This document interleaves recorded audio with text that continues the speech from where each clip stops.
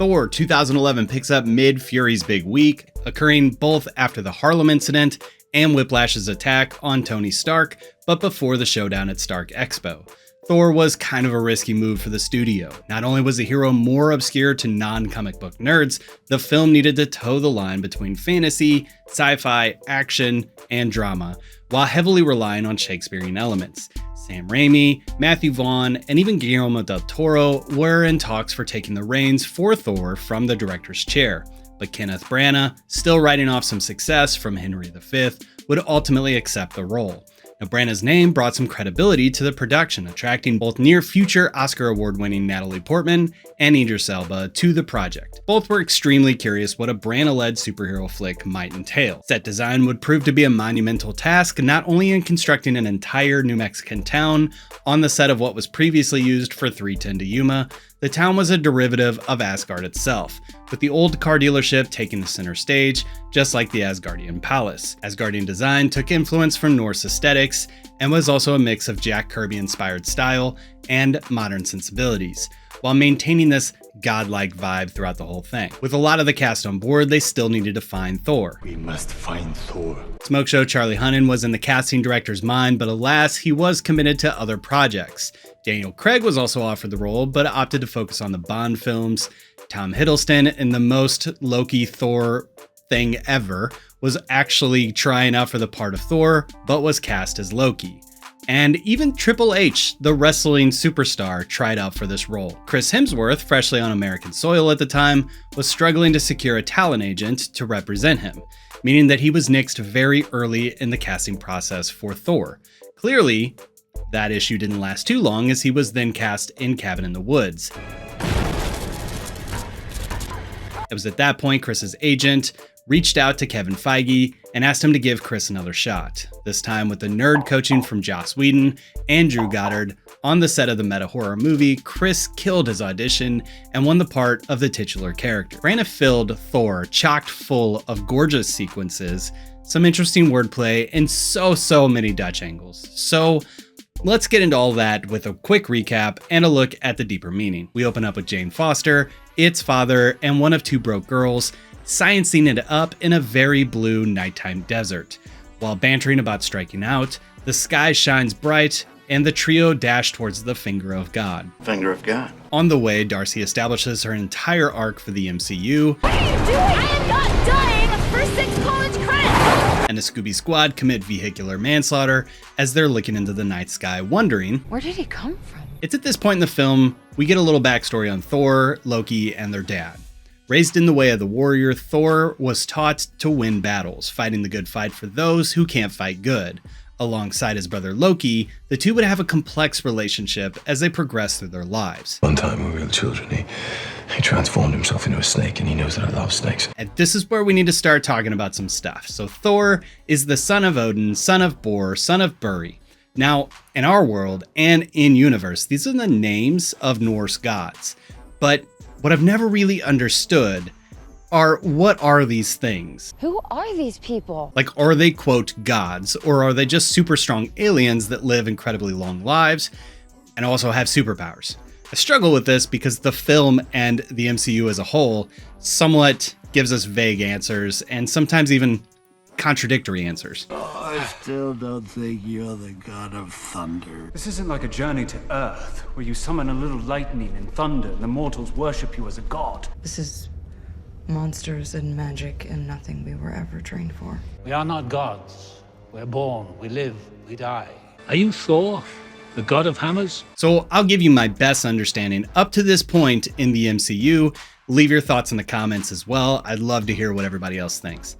In a single Marvel universe, there exists a hierarchy of beings, both created and those who simply exist due to the universe existing itself. One example of that is Eternity, we see in Love and Thunder.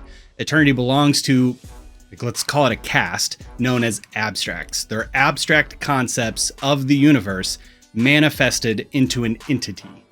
Lateral to those abstracts are cosmic forces, which embody primordial functions within the universe itself. This would be like the Phoenix Force, for example. Below these are different groups that operate within the known universe, and they include cosmic entities like celestials, whatever ego is. I think he calls himself celestial, but maybe he's wrong. And then the Grand Master would also be considered a cosmic entity. Laterally in power level, at least, there's a classification known as dimensional beings, and that would include Dormammu. And I think we're on the cusp of seeing a lot more of these creatures soon. Snugly in the hierarchy between cosmic beings and powerful extra-dimensional beings is a caste known as gods, starting with proemial gods, which trickle down to elder gods, which trickle down to various pantheons. Now, we seem to know the most about Earth-based pantheons of gods, but alien gods also exist. Gods have varying power levels and ways that they interact with mortals, and it's possible that the gods exist as a function for the universe to deal with handling all the souls of creatures living within it. That's just my guess, though. Throughout the MCU, there's enough to say that these two are gods. Loki calls himself a god, but, lying's like his thing. Asgardians, then, they seem to be like a diverse race of relatively high strength and longevity mortals. Perhaps they're native to the weird magic asteroid, or maybe they were plucked from various cultures from around the realms, but their life in Asgard gives them newfound powers. Their society seems to be comprised of advanced technology and magic, and their philosophy seems to be built around a warrior's creed, which borders into a religion sometimes. By the time Thor the film begins, Asgard has conquered a handful of other planets that are connected using some webway sciencey magic thing connected to a literal or an anagalized tree. But they seem to reference the universe a lot and realms, but it seems like there's 7 planets. So I don't know if they're just boasting. And also because it's important, in that intro sequence with young Thor and Loki, it's pretty clear that Odin is pitting the brothers against each other to see which would grow to become the next king. Knowing what we do later in the film, this seems like terrible parenting, but hey, I'm not Odin, god of, whatever he's the god of. Also, looking at these kids, it does make me question the growth rate of gods. Like, how long was Thor an angsty teenager? Like, was he stuck as a 15-year-old boy for hundreds of years? Because that sounds like literal hell. Moving on, knowing that Odin is getting up there in age and the Odin sleep is looming, Thor is to be crowned king of Asgard, and the coronation session is cut short, unfortunately, by some frosty boys who have found their way deep into Asgard's treasure room. While Alexa quickly deals with those intruders, Thor throws a hissy fit, seemingly both because his crowning has now been delayed, but also due to the audacity of the enemy sneaking this far into Asgard, something from I understand has literally never happened in Asgard's history, and Odin's like, it's weird.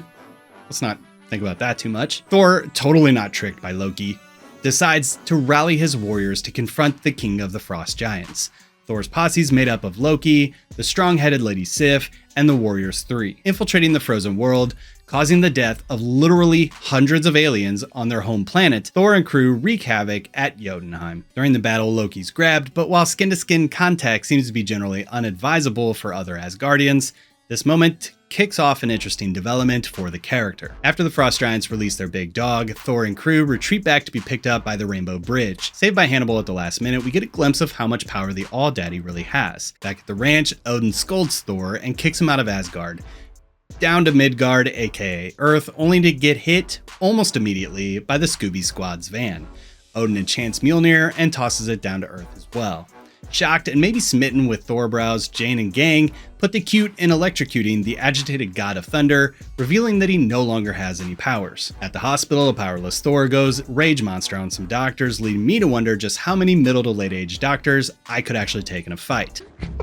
Also, I guess if you have an emergency and you happen to be in New Mexico, you're in luck because the doctor-patient ratio seems to be outstanding there. Cut to Punta Antiguo, aka Old Bridge in Spanish. Taking a look at this one-horse town, there's a lot of imagery of Vikings and land of enchantment for a place that looks like this. Clearly there's an illustrious past with various civilizations throughout history interacting with Asgardians. This is where we see Not Padme's setup at the old car dealership at the center of town.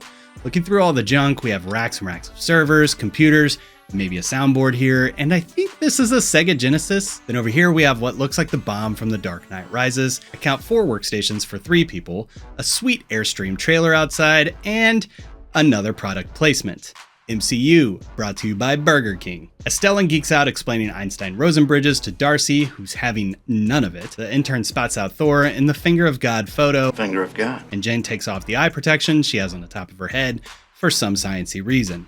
three go on a short-lived quest to find the mystery man who can tell them what it's like to be inside God's finger. Back at the Hammer, so many hillbillies trying to nab this thing, it wouldn't take long for the message boards on the internet to get filled up with conspiracy theories about a satellite that looks like a hammer.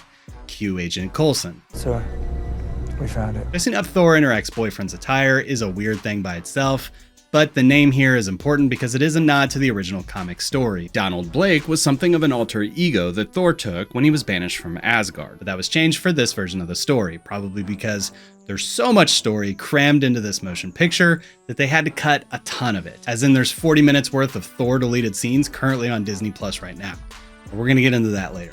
Back on Asgard, Loki's curious what his Smurf skin might mean, so he grabs the artifact the Frost Giants were attempting to steal, and is relatively unaffected. This leads to some daddy and me time. Tell me!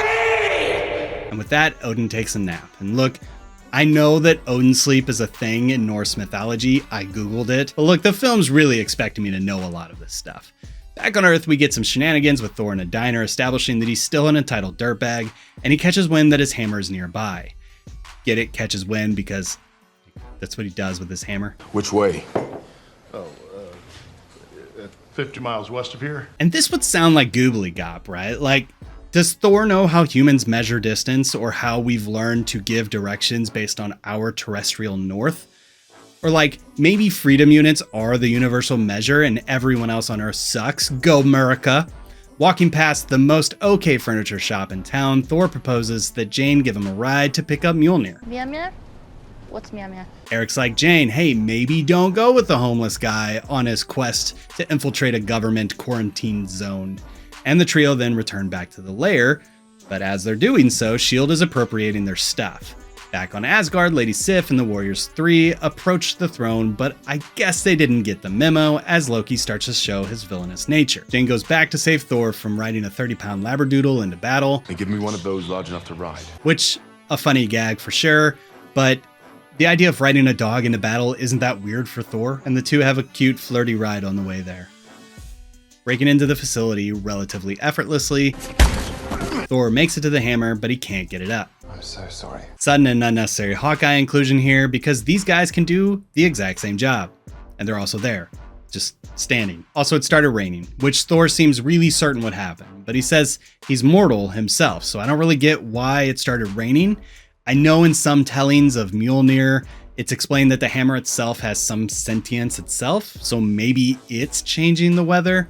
Either way, sad Thor is caught by S.H.I.E.L.D., and Jane makes it back home, and they wax philosophical about the haughty god. Meanwhile, Thor is interrogated by a super intimidating son of Kol, and then visited by Loki, who tells Thor that his father died of a broken heart, and now he's banished in exile for forever from the kingdom, which he already was. At this point, Selvig arrives to collect Thor, and I have to say that this shot with Sitwell coming to announce that Thor has visitors is kind of a metaphor for this entire film. Like, I wanted to mean something about Agent Sitwell being a double Hydra agent, but I just think it's another Branagh thing of making a visually interesting shot for an otherwise mundane sequence. More on that later. Having successfully collected Goldie Thor, the unlikely duo gets sloshed at the local bar talking about Jane, magic, fairy tales, and the like. Meanwhile, it's revealed in a face-to-face with Laufey that Loki provided the way for the Frost Giants to access Asgard's back door. I know, title of my sex tape. And Loki strikes a deal with the king. In return for killing Odin, he'll provide the casket. It generally has the ability to terraform planets into a climate that their race depends on. After returning home, Heimdall questions Loki and is like, man, this guy's acting sus, yo. Like, what was it like for Idris on set for this movie? Like, what was, I don't know. Hey, Idris, we're gonna need you to spend 7 hours in makeup and costume design to stand still with a sword. Meanwhile, Jane and Thor are getting cozy on the roof talking about stars when he drapes her with her blanket. Character development. Back in Asgard, the Warriors 4 decide to commit treason and set off, aided by Charles Minor, to find Thor on Midgard. Now, Thor placing plates and not smashing them is now just a nice guy. Character arcs. There's a deleted scene in which he takes a mug back to a local cafe to replace the one he smashed, so that was a cute inclusion that was not included. Loki sends Alexa down to hunt the fugitives.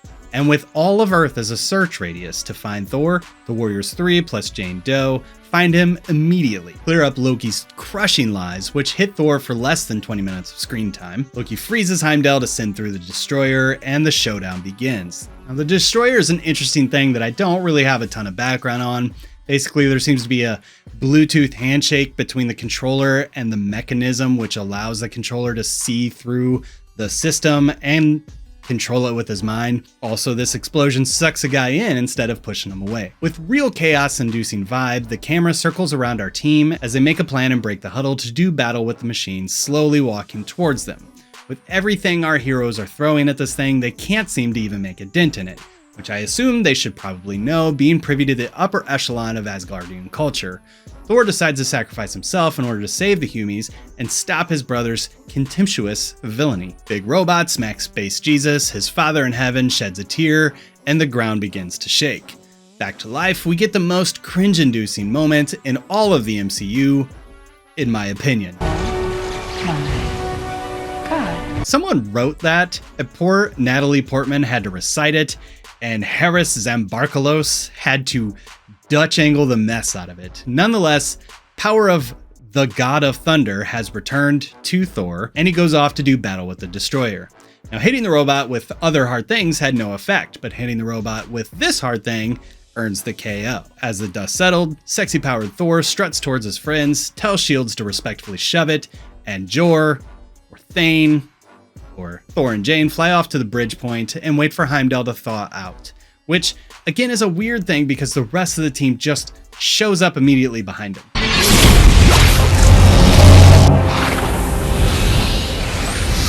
Thor flies home to stop the Frosty Boys that Loki let in to kill Odin.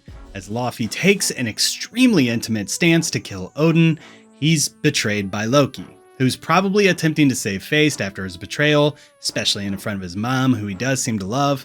But Loki is a complex guy with complex motivations, so it's possible there's a little bit of self-hatred going on in this as well. As Loki then moves to destroy the Frost Giant's home world using the Rainbow Bridge, the brothers duke it out until Thor decides that the only way to stop the destruction of the world he previously sought to destroy in a rage is to break the bridge itself, which would mean he won't be able to see Jane at all. Odin saves the boys, but Loki decides that whatever fate may lie by drifting off into the nothingness of the universe is better than having to listen to his dad lecture him again. Having come full circle now, That's what she said.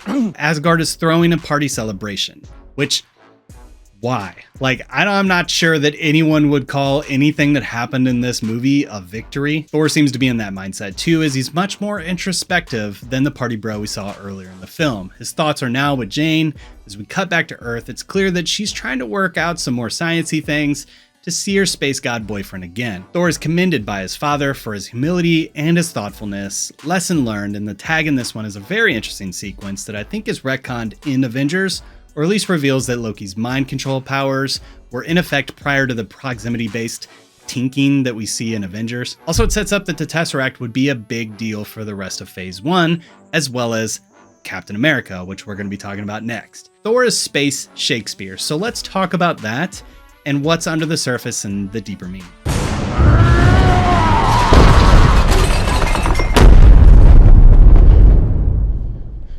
Okay, let's go back to that shot with Sitwell. Sir? He's got a visitor. All right, now let's move on to some of those early establishing shots of Asgard. Let's put up some Dutch angles, some Jesus imagery. Right, there's so much to take in and look at in this film that in some regards, it feels as though the story may have taken a back seat to the spectacle. I have to admit, I'm not a big Shakespeare buff. Honestly, I've never connected with theater in general. I don't think it's a medium that speaks to me, so I've just never really gotten into it. And while I don't think you need to know Shakespeare through and through, doth mother know you weareth her drapes, to appreciate what Branagh's doing with the Thor film, it probably would help. There are tropes in Shakespeare's playwrights that seem to be focused into the Thor script, like his tumultuous relationship with his half-brother, his overbearing father, the coronation ceremony, the exiling plot, the completely rushed third act resolution that doesn't feel paced with the rest of the story itself. At its core, the film relies on a motif of down to earth. It's present in the set design, the dusty, ragged mountains compared to the slick surfaces of Asgard. Thor is sent down to earth to become more down to earth. In the beginning, he's lofty, boastful, proud, and little affected with the lives of mortal creatures as well as the lives of his own Asgardian kinship, he's ready to show the realms that under his leadership there shan't be any shenanigans taking place. So much so that he barges into a sovereign foreign planet and breaks our existing peace treaty. Like I said, Odin's punishment is to send Thor down to Earth so he can become more of a down-to-earth person. Moving full circle by the end of the film, Thor is willing to sacrifice his own happiness with Jane to protect the frost giant home world, a planet he killed hundreds and hundreds of their people 2 days ago in World. Taking a look at the character development in this film, it feels like this arc was all but cut, as Thor is pretty much bro Thor until the moment he realizes he can't pick up his hammer. That's the first strike to Thor's character, and it's at the 1 hour mark of the movie. It's then followed up with another jab of learning his father's passed away, and it's pretty much Thor's fault. As he comes to grip with his new normal now, living as a mortal on Midgard, he's immediately like, hey, maybe this ain't so bad, you know? Jane's kind of hot. Which, by the way, I don't really understand why Jane's so taken with Thor. She's a good-looking, smart, successful woman. How many gym bros would have hit on this chick before? And she's like, but this gym bro, yeah. I don't know how girls think. But back to character development, we're in the climax and Thor lays down his life for everyone. And I'm not saying that this feels unearned. It just feels like they crammed so much of character growth into the third act of his transformation that it just felt rushed. There is a message in Thor, and that is leaders are not above their people. They need to empathize with those who are under them, sacrifice for them, and in that way they can inspire and rally them from a place of humility, which I do think Branagh is invoking some of those Christian motifs in here to make this religious crossover thing work, I think. I'm not entirely sure, but I think that's about as deep as Thor gets. Again, if we go back to that Sitwell shot, it's the spectacle over the substance. The first 2 acts are really establishing Asgard as this lofty, incredible place and establishing that these characters are bigger than life, that there's so much lore to tackle. And it kind of makes sense that there is spectacle over the substance. And that spectacle shines, don't get me wrong. It's even better if you look at those early renderings of the Rainbow Bridge and other shots of Asgard, with the incredibly difficult job of making the grounded and realistic feeling MCU into something crazy, fantastical, spacefaring. I understand that the direction that Branagh wanted to take was something that would resonate with his audience and feel larger than life at the same time. I just wish that the direction he took wasn't constantly tilted 30 to 45 degrees. I think the lack of depth is the reason why you'd be hard pressed to find anyone who claims that this is the best Thor film. But that's all I have to say about Thor. Ow. Actually, that's not true. I have a ton more to talk about, but this video is already getting long. Sad to be sure. And I'm not really sure how long a video about the original Thor film should last. So if you enjoyed this, I appreciate it. Thank you so much. Leave a comment. That definitely helps the algorithm. Like the video if you want. All that YouTubey stuff. Join me next time. We're going to talk about the first Avenger, Captain America. Thank you so much for watching, and we'll see you next time.